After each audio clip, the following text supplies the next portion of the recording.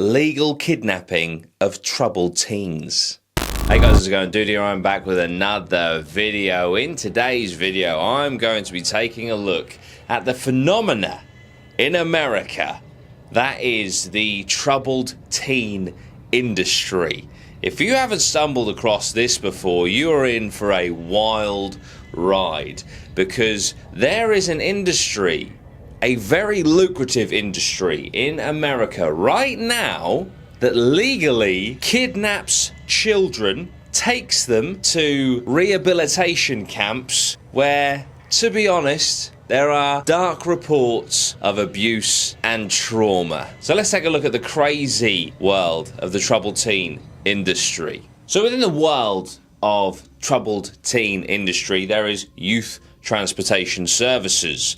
Now this is sort of like the gateway into the troubled teen industry. So basically what this is your parents will pay a company to hand over legal guardianship. So all parental controls go over to these companies, and they will send a couple of hench, intimidating, muscular men to your house in the dead of night to kidnap your troubled teenager. Bundle them into the back of the van, sometimes nicely, most of the time aggressively, either hog-tied, cable ties, handcuffs, bag over the head, thrown about like a rag doll, thrown into the back of a van. No idea why, no idea why this is happening, who these people are. As far as these children are aware, they are being kidnapped. Or in certain cases, there is a girl, for example, that I read about, whereby she was cuffed behind her back, led out in the dead of night, 4 o'clock in the morning, to a white van, and as she was being thrown into the van, she saw her uncle, who was her guardian at the time, talking to one of the strange men on the side of the road. And in that moment, she genuinely believed her uncle had sold her into sex slavery. How terrifying is that? And what was ahead of these children and these teenagers was flights, travel to different locations in America or across the world to undertake camps for months at a time. Before we get into the camps, let's take a look at a couple of stories from people who have gone through this. So this lad's name was changed because he wanted to remain anonymous. He wanted to remain anonymous because he was scared that if these people found out that he was essentially telling on them, they would come for him again. So we'll call him David. And David woke up in the middle of the night with two strange men standing over his bed. Just imagine that for a second. You come round, you wake up, and there are two strangers, two intimidating large men bearing over you in your bed. The large men told him to get up and get dressed. They then held him by his arm so he couldn't run away and led him to a van. Now, of course, these programs are for troubled teens, and David's initial response when he was being led out of the house and he saw the white van parked in front of the house, his thought was, I'm being kidnapped because at the age of 12, I've sold drugs to the wrong person at school. So he thought this was like maybe a cartel thing or a big drug baron operation kind of, getting back at him. But no, this was in fact orchestrated by his parents. Another person, Nick Quinn, recounts being woken up at 4:30 in the morning and taken from his home because he was caught once smoking weed. Apparently at 4:30 a.m. he was woken up by two strangers standing over his bed holding handcuffs. They took his wallet and his phone, and they told him that if he didn't come easily, they would make it very hard for him. And before he knew it, he was being thrown into the back of a big white truck and being transported to an airport. Another girl who also wants to remain anonymous recalls being woken up at midnight in her house. Again, strangers in the house, but this time with cable ties, and it was not pleasant at all. They cable tied her feet, they cable tied her hands, and they carried her out and threw her into the back of a van. All of these stories, they always start very unpleasantly, and it's almost as if these transportations are designed to kind of get your mind in the correct mindset for what is about to happen. On the outside looking in, when you think of a rehabilitation program, it should be exactly that, rehabilitation. However, this is far from rehabilitation. And as I said in the beginning of this video, a lot of reports of sexual abuse, physical abuse, psychological abuse most definitely were the techniques used in these programs. But the issue is, a lot of these children that have come out of these programs went straight back to drugs. In fact, they went back to drugs harder, went to alcohol harder. In fact, their lives fell apart upon being released from these heavily psychologically destructive programs. So what exactly happened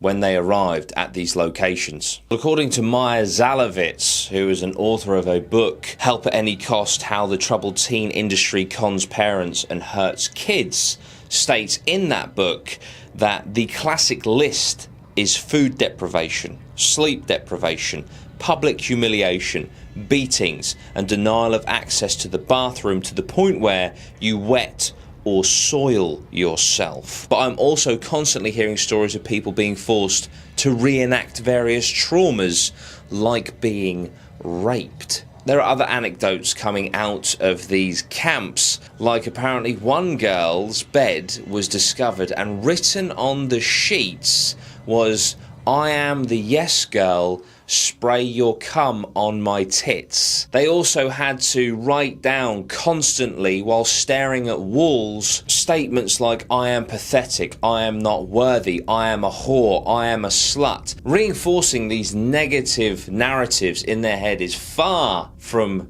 productive at all by any modern standard of psychological training. There was a lot of physical labour as well. They were sent out to hike for miles upon miles, told to cut down trees all day, and then once the trees were cut down, pull the logs around in circles, in straight lines, for miles on end to exhaust them. The basic principle of these rehabilitation programs was to psychologically and physically destroy the troubled teenager, to almost reduce them to a blank canvas so that they can start again. But the issue was, this was not reducing them to a blank canvas to employ positivity onto them. It was just causing more trauma. It was just causing PTSD. The amount of cases of anxiety, depression, and PTSD in these troubled teenagers in the consequential years since leaving these programs are astronomical, as well as the around 86 deaths associated with these camps over the course of the time that they have been active. One boy in particular who suffered from Asperger's was sent to one of these rehabilitation camps because his mother could no longer handle his aggressive outbursts. He would often assault family members, and once her husband died, she didn't know what to do. So she sent him to one of these programs, which, by the way, was costing her and the insurance companies $15,000 a month to look after him. And one night he complained of stomach pains, and he was in so much agony that he was throwing up, he was soiling himself. The people on shift that night didn't feel that they were qualified to A, deal with it, but B, call the police. They felt like higher-ups should do this, so what they did was they moved the young boy to a segregation unit where he continued to have stomach pains, continued to soil himself, continued to be sick, and what they did was they gave him water, they gave him Sprite, I believe, and they gave him Pepto-Bismol, and they left a voicemail on the manager's phone who had the authority to call 911. So 911 was never called.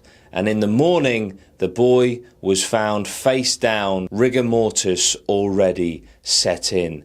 The boy was dead, and he died because he had twisted intestines, something that required emergency operation to fix, but he never received that emergency treatment. Now, interestingly, Zalovitz, the author of that book, finds direct comparison and links between these groups and a cult. The methods used at these facilities are arguably traceable to an anti-drug cult in the 60s called the Church of Synanon. Their method was to abduct addicts and then rehabilitate them through beatings and humiliation. I found that virtually all of the programs that exist today using the harshest tactics were either founded by former Synanon members or sent people to Synanon to learn the treatment. So these programs are a direct descendant of a cult from the 60s that used horrific methods to rehabilitate people off of drugs. This industry is worth $1.2 billion a year. It is not cheap. When I say, like, you know, oh, these parents sent their troubled teens to these camps, a lot of them receive a bill at the end for $140,000, $150,000. $150,000 to send your child away to get even more traumatized and come back more often than not worse than when they left. The amount of stories from, you know, now 30, 35-year-olds that went through this horrific program, and they say that their parents are so sorry, they regret the decision so badly, I think is a testament to the fact that this does not work, let alone the fact that the majority of these people that have come out of these programs require therapy, they have anxiety, they have depression, they have PTSD, they have drug issues, they have alcohol issues. Apparently, from year to year, around 10 to 14,000 children are in the care of these programs. That is terrifying. Let me know if you would like to hear any more stories from the troubled teenage industry. What do you think about this? How would you feel if your parents set you up for this program? You had strangers at the end of your bed to kidnap you legally in the middle of the night. I would love to know your thoughts. Thank you so much for watching, guys. I really do appreciate it. If you enjoyed this, please hit that like button, share, hit the notification bell. I will see you very soon. Sweet one. Geese.